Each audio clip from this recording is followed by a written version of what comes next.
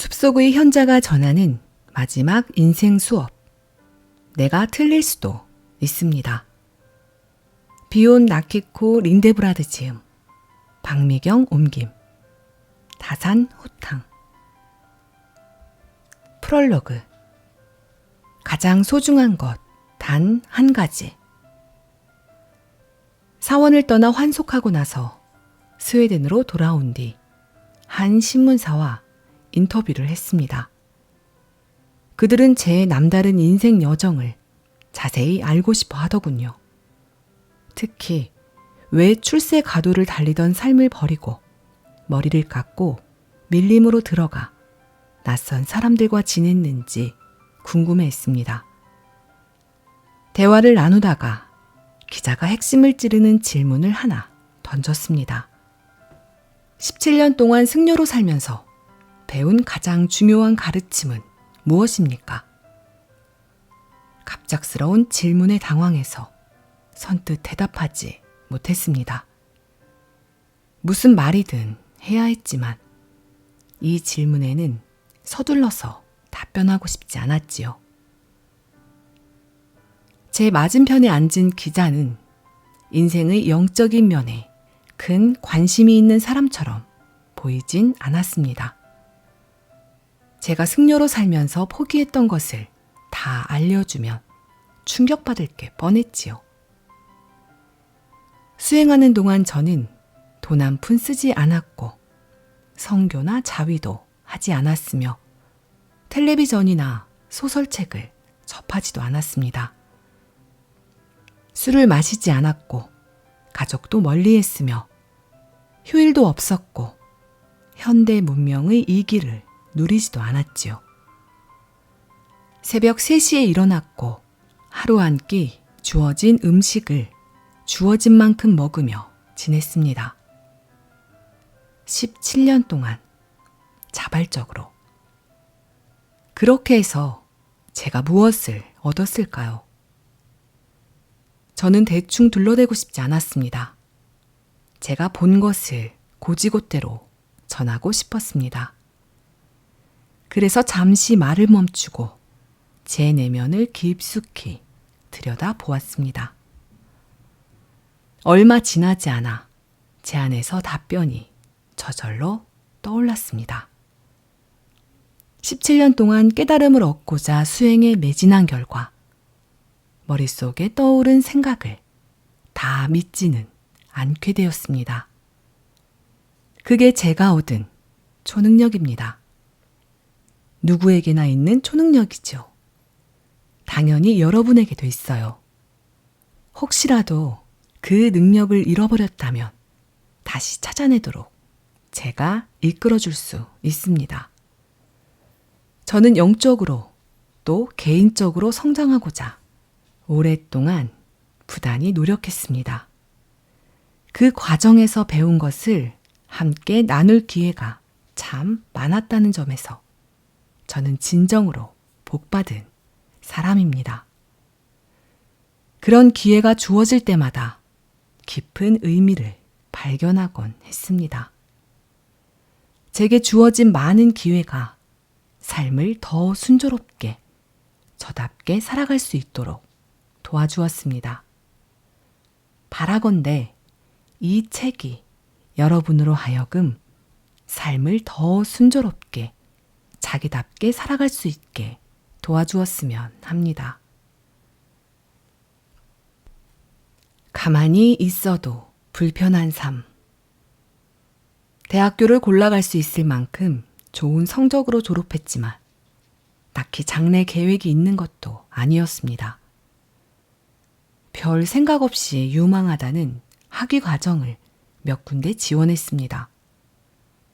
공교롭게도 스톡홀름 경제대학의 입학 시험이 시행되던 8월 스톡홀름에 머물고 있어서 시험을 치르기로 했습니다.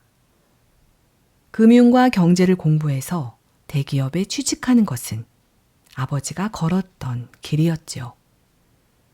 꼬박 하루에 걸쳐 여러 과목의 까다로운 시험을 치렀습니다. 다행히 시험을 제법 잘 봤는지 몇 달 뒤에 합격 통지서를 받았습니다. 다른 계획이 없었기에 입학해도 손해를 볼 일은 없을 것 같았습니다.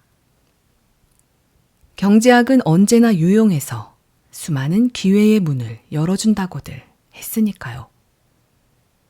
하지만 스톡홀름 경제대학에 입학한 진짜 이유는 따로 있었습니다. 아버지가 저를 자랑스러워할 것 같았거든요. 23살 때인 1985년 봄에 학위를 받았습니다. 스웨덴의 노동시장이 호황을 누리던 시기였습니다. 기업체는 인재를 선점하려고 학교를 졸업하기도 전인 학생들을 채용했습니다.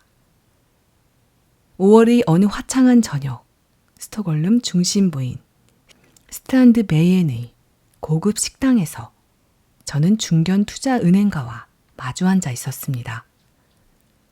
저녁 식사를 하면서 면접을 보는 자리였지요. 저는 총명한 인상을 심어주는 동시에 음식도 먹으려고 온 힘을 기울였습니다. 제게는 늘 쉽지 않은 일이었지요.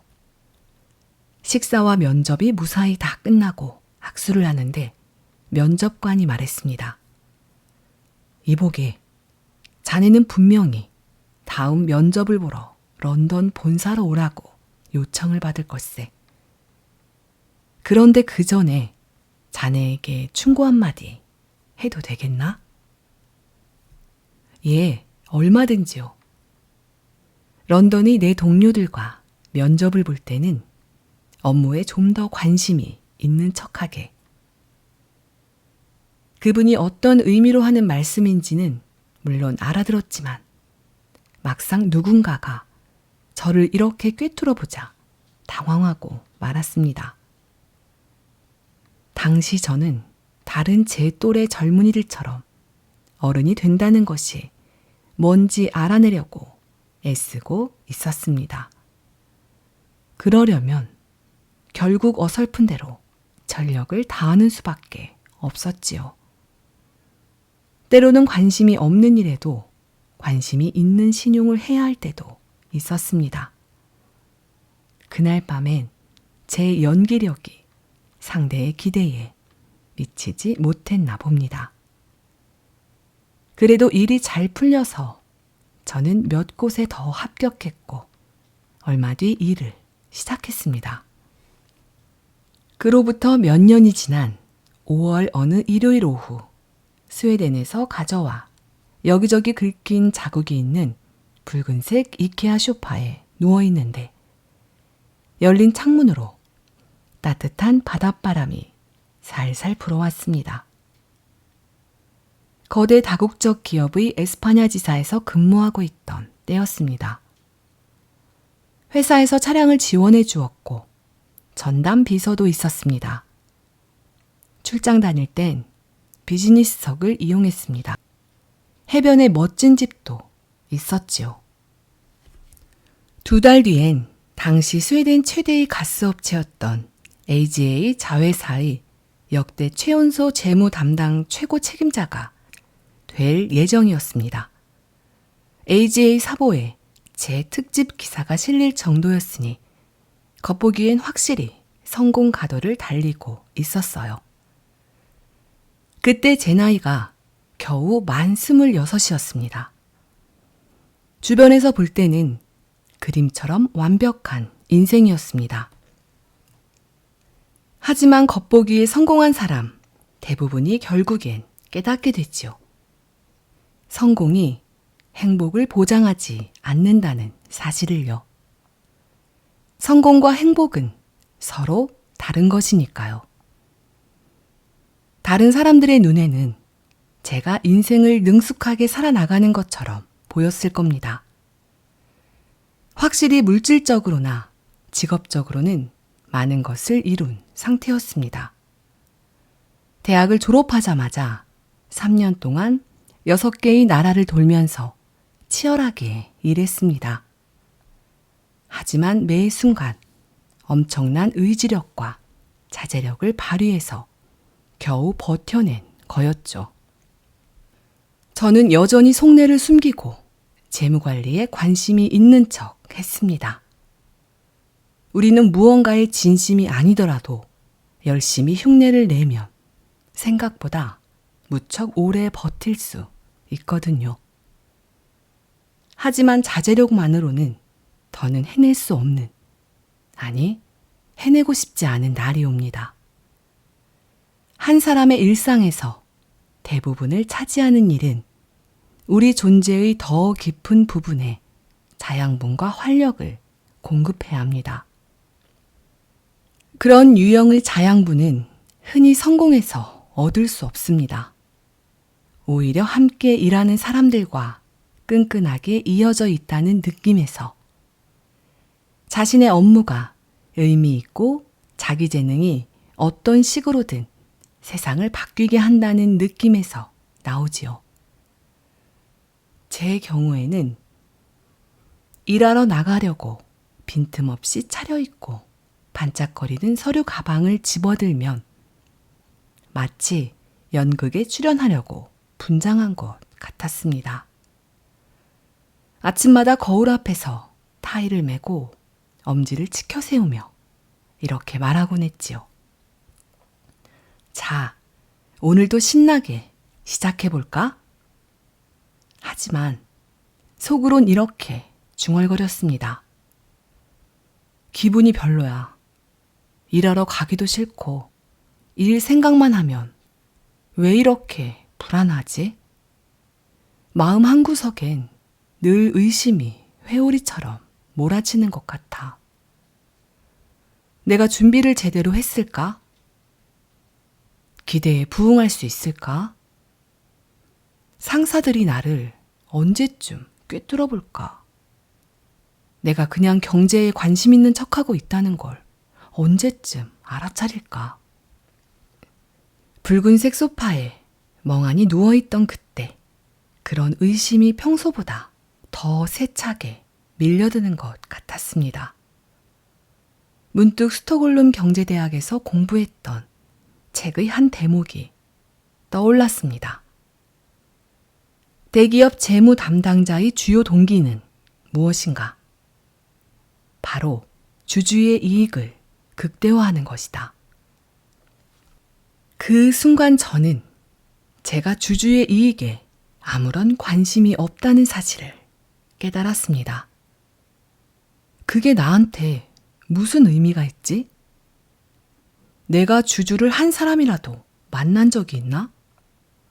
설사 만났다 해도 내가 왜 그 사람들의 재산을 최대한대로 불리는데 전력을 기울여야 하지? 머릿속은 그 주에 처리할 업무를 생각하느라 분주했습니다. 경영진 회의에서 마드리드 외곽의 탄산 공장 증설 안건에 대해 의견을 제시해야 했고, 스웨덴 본사에 분기 보고서도 제출해야 했지요. 아직 여유를 즐길 수 있는 일요일 오후였지만 마음속에는 다가올 업무 때문에 불안이 가득해 가만히 있어도 쉬는 것 같지 않았습니다. 그게 어떤 기분인지 다들 알 겁니다. 그런 정신 상태에서는 모든 생각이 시커먼 필터를 통과하는 것과 같습니다. 무엇을 떠올리든 불안과 걱정, 허탈감과 무력감으로 이어집니다. 그때 제 마음이 말했습니다. 어떻게 하면 이런 기분에서 벗어날 수 있을까? 여기 누워서 암울한 생각만 계속하고 있어봤자 나한테 좋을 게 하나도 없잖아. 문득 그때 읽던 책이 떠올랐습니다. 실은 이미 3번째 읽고 있던 책이었지요. 상당히 난해한 내용이라 3번이나 꼼꼼하게 읽었는데도 30에서 40% 정도밖에 이해하지 못한 듯 했습니다. 선과 모터사이클 관리술이라는 책이었습니다. 사실 이 책은 선종 불교를 다룬 것이 아니었습니다. 그렇다고 모터사이클 정비 기술을 담은 것도 아니었어요. 모호하고 어렵기도 했지만 그 안에 담긴 사상이 신선하게 다가왔습니다. 그 중에서 제가 어렴풋이 이해한 내용을 한 구절 꼽자면 다음과 같습니다. 인간 내면이 평화로운 것, 고요하고 차분한 것, 자꾸 떠오르는 갖가지 생각으로 말미암아 흐트러지지 않는 것, 그것이야말로 소중하며 주목할 가치가 있다. 그와 같은 것들에는 보상이 따른다. 몇 번이고 읽다 보니 뭔가 깨달음을 얻은 것 같았습니다. 좋아. 그러니까 내가 지금 떠올린 온갖 생각이 나를 힘들게 하는 거구나. 그런 생각을 차단하기란 불가능한 것 같군. 긍정적인 자세로 받아들인다고 해도 그건 그냥 가짜겠지. 경영진 회의를 손꼽아 기다리는 척 할 수는 없잖아. 그렇게까지 얄팍해질 수는 없다고. 내 생각에 빠져서 허우적거리지 않고 마음의 평안을 얻으려면 뭘 어떻게 해야 하는 걸까? 책은 인간 내면에 존재하는 고요함을 찾는 것이 얼마나 중요한지를 강조했습니다. 그런데 도대체 어떻게 해야 찾을 수 있죠? 어떻게 해야 내면의 평온함 쪽으로 방향을 돌릴 수 있나요? 어떻게 해야 하는지 바로 파악할 순 없었지만 자기 안에서 평온과 고요를 발견할 수 있다는 생각에는 무척 끌렸습니다. 평온을 찾는데 명상이 좋다는 이야기를 들어본 적이 있었습니다. 그렇지만 명상이 실제로 어떻게 이루어지는지에 대해서는 아는 게 거의 없었습니다. 명상하는 사람들이 호흡에 무척 집중하는 것으로 봐서는 호흡과 관련 있지 않을까 짐작하는 정도였지요. 딱히 힘들 것도 없을 것 같았습니다. 제가 알기론 저 또한 태어난 그 순간부터 줄곧 숨을 쉬고 있으니까요. 물론 명상하는 사람들은 평소에 제가 숨을 쉬는 방식과 다르게 호흡에 관여하고 또 그 호흡을 관찰한다고 들었습니다. 그렇다면 저도 그렇게 하면 되지 않을까요? 한번 시도해 보기로 했습니다. 그래서 숨쉬기를 처음 하는 사람처럼 제 호흡을 추적하기 시작했습니다. 자, 이제 숨을 들이마시는 거야. 다 마셨으면 다음으로 천천히 내뱉으면 돼. 다 뱉었으면 잠시 멈춰야지. 평생 해오던 일이라 식은 죽 먹기였다거나 호흡에 타고난 재주가 있었다고 주장하진 않겠습니다.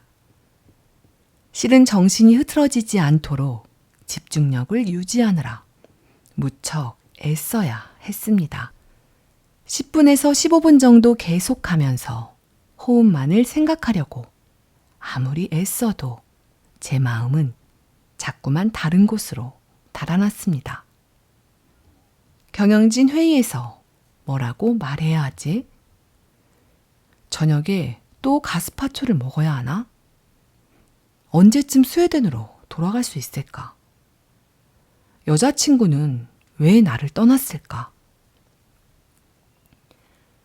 그러나 시간이 흐르자 점차 마음이 조금이나마 잠잠해졌습니다. 괄목할 만하거나 종교적이거나 신비한 변화를 느낀 것은 아니었습니다. 바쁜 일정 속에서 잠시나마 급박한 마감에 시달리지 않는 시기가 찾아왔을 때와 같은 느낌이었습니다. 그것만으로도 급류처럼 휘몰아치는 생각과 어느 정도 거리를 두기엔 충분했지요. 물 밖으로 고개를 내밀겠다고 미친 듯이 허우적거리지 않아도 됐습니다. 가슴을 짓누르던 압박이 살짝 느슨해졌어요. 갖가지 생각으로 불안해하는 사이사이에 평온을 유지하는 시간이 조금씩 길어졌습니다. 그저 존재한다는 느낌에 다가가게 되었지요. 이렇게 비교적 차분해졌을 때였습니다. 제 안의 고요한 공간에서 어떤 생각이 불쑥 떠올랐습니다. 어쩌면 생각이라기보다는 충동에 가까울지도 모르겠군요. 갑작스럽게 제 안에서 튀어나왔거든요. 그것은 일련의 사고 과정에서 도출된 마지막 연결고리도 추론의 결과도 아니었습니다. 실말이나 전제가 아니라 완전한 결론이 되어 제 앞에 불쑥 나타났습니다. 앞으로 나아갈 때가 됐어. 마음을 정하는데 5초도 걸리지 않았습니다. 직장을 그만두고 다 내려놓기로 마음먹자 속이 후련해졌어요. 그 결정은 위험하면서도 역동적으로 느껴졌습니다. 끓어오르는 에너지가 파도처럼 밀려와 온몸을 휘감는 것 같았습니다. 벌떡 일어나 덩실거리며 춤을 췄습니다. 그때 제 모습은 정글북에 나오는 갈색곰 발루 같아 보였을 거예요. 흥겹고 신이 나 있었죠. 어깨너머로 곁눈질하면서 남들이 어떻게 생각할지 신경 쓰지 않고 스스로 내린 첫 번째 결정이었습니다. 며칠 뒤 저는 사직서를 제출했습니다. 과거라는 목줄. 26살 때 에스파냐에서 고독을 견디다 절박한 마음으로 15분 동안 명상을 시도했던 일은 그 당시 제가 예상했던 것보다 더 큰 의미가 있었습니다. 그때 저는 당면한 불안감과 허무함을 달랠 무언가를 원했을 뿐이었습니다. 그 순간에 즉각적인 평안을 얻고자 멋모르고 시도해본 것에 불과했지만 더 깊이 들어간다면 어떻게 될지 궁금하게 만드는 시도였습니다. 제 안에서 속삭이는 현명한 목소리를 더 듣고 싶어졌습니다. 내면의 목소리에 귀를 기울였다고 해서 무슨 엄청난 각성을 했다거나 특별한 정신 상태에 도달했다는 뜻은 아닙니다. 다만 정신없이 휘몰아치는 생각의 소용돌이에서 잠시 벗어났지요. 그것만으로 놀라운 해방감을 느꼈습니다.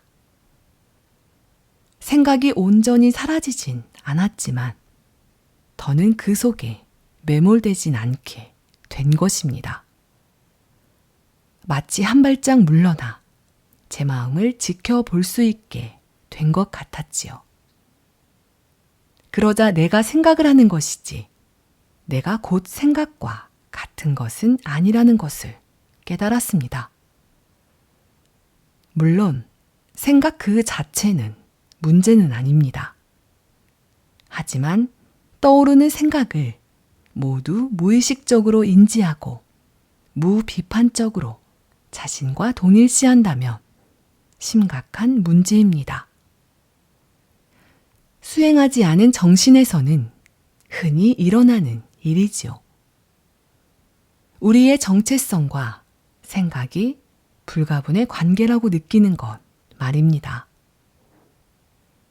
긍정적 사고를 권장하려는 게 결코 아닙니다. 그럴 생각은 추호도 없습니다. 개인적으로 긍정적 사고가 대단히 효과적이라고 보지도 않습니다. 무조건 긍정적으로 사고하려고 노력하는 것은 일시적인 눈속임에 머무르기 쉽습니다. 그럼 아예 아무 생각도 하지 않으려고 애쓴다면 어떨까요? 그럴 수만 있다면 얼마나 좋겠어요. 하지만 불가능하다고 감히 단언합니다. 우리 뇌는 애초에 부정형으로, 즉 무언가를 없애는 방향으로 사고할 수 없습니다. 다만 생각을 아예 하지 않을 수는 없다고 해도 생각을 내려놓는 법을 배운다면 앞으로의 삶에 이루 말로 닿을 수 없을 만큼 유익할 것입니다. 그렇다면 꼬리에 꼬리를 물고 이어지며 우리를 끊임없이 괴롭히는 생각을 어떻게 내려놓을까요? 일단 관심을 다른 데로 돌려야 합니다.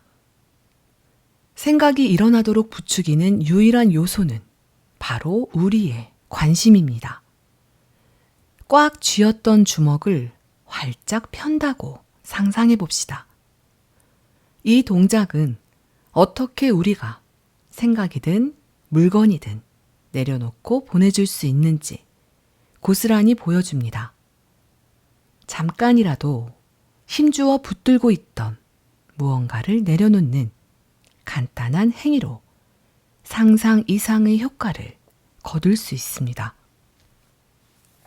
가령 나를 계속해서 괴롭히던 고민 대신 호흡처럼 덜 복잡한 신체 활동으로 관심을 의식적으로 돌린다면 내면의 혼란에서 잠시 벗어나 여유를 찾는 동시에 치유 효과도 누릴 수 있지요. 어쩌면 다음의 방법이 여러분을 도울 수 있을지도 모릅니다. 기꺼이 시도할 마음만 있다면 말이에요. 우리의 상반신은 일종의 물병과 같습니다. 숨을 들이마실 때는 몸 안에 물이 차오른다고 상상해 보세요. 숨을 내쉴 때는 수위가 내려가서 병이 비워집니다. 숨을 들이마실 때는 물이 바닥에서부터 다시 차오릅니다. 호흡이 엉덩이에서 또는 더 바닥에서부터 시작된다고 상상해 봅시다. 그런 다음 물이 배를 지나 가슴과 목까지 차오르는 기운을 느껴보는 겁니다. 밀려왔다가 밀려가는 이 파도에 자신을 잠시 내맡겨 봅시다. 자세가 썩 편하지 않다면 자기 몸에게 다정하고 부드럽게 물어보길 바랍니다. 어떻게 호흡하는 게 제일 좋니? 가슴을 조금 더 펴면 공기를 들이마시기가 더 편하니? 어깨를 살짝 내리면 어떨까? 이 정도면 됐다고 느껴지는 몸속 깊이 편안하다고 느껴지는 순간이 옵니다. 당장은 이렇게 호흡만 하면 됩니다. 다른 일은 전혀 신경 쓰지 않아도 되지요. 휴가를 떠난 셈입니다. 전두엽의 스위치도 꺼버렸습니다. 이 순간 책임질 일은 하나도 없습니다. 이 순간 짜내야 할 기획안도 제시해야 할 의견도 없습니다. 잊어서는 안 되는 꼭 기억해야 하는 사항도 전혀 없습니다. 여러분이 신경 쓸 일은 오로지 호흡뿐입니다. 원하는 시간 동안 호흡에만 집중하면 되는 겁니다. 일상에서 자기 자신에게 이처럼 몰입하고 관심을 기울이는 시간이 얼마나 되나요? 기회가 찾아왔다면 어딘가 어색하고 두려운 마음은 뒤로하고 시작해보길 바랍니다. 호흡으로 뭔가를 얻을 수 있어서가 아닙니다. 삶의 모든 부분을 차지하고 삶의 모든 부분을 차분하고 평온하게 바꾼다거나 내면의 희열을 맛볼 수 있어서도 아닙니다. 특별히 영적인 사람이 되고 싶어서도 아닙니다. 단지 호흡이란 원래 그만큼 가치 있는 것이기에 거기에 주의를 기울여 보자는 겁니다. 우리는 누구나 생각을 내려놓을 능력이 있습니다. 관심을 어디로 돌릴지, 또 우리에게 해를 끼치는 일에 얼마 동안 관심을 기울일지 선택할 능력도 있지요. 여러분에게도 당연히 그런 능력이 있습니다. 다만 약간의 연습이 필요할 뿐입니다. 그 잠재된 능력을 무시하거나 아예 잃어버린다면 우리 삶은 여태까지 몸에 깊이 밴 행동과 관점에 좌우됩니다. 모든 결정을 습관적으로 내리게 되지요. 이를테면 과거에 목줄이 묶여 끌려 다니는 것이나 마찬가지이죠. 결국 우리는 같은 트랙을 계속해서 돌고 또 돌게 됩니다. 그런 삶은 자유롭지 않습니다. 그 안에는 존엄도 품위도 없습니다. 그렇다면 목줄을 끊어내기가 쉬울까요? 쉽지 않습니다. 그래도 최선을 다할 만한 가치가 있을까요? 물론입니다.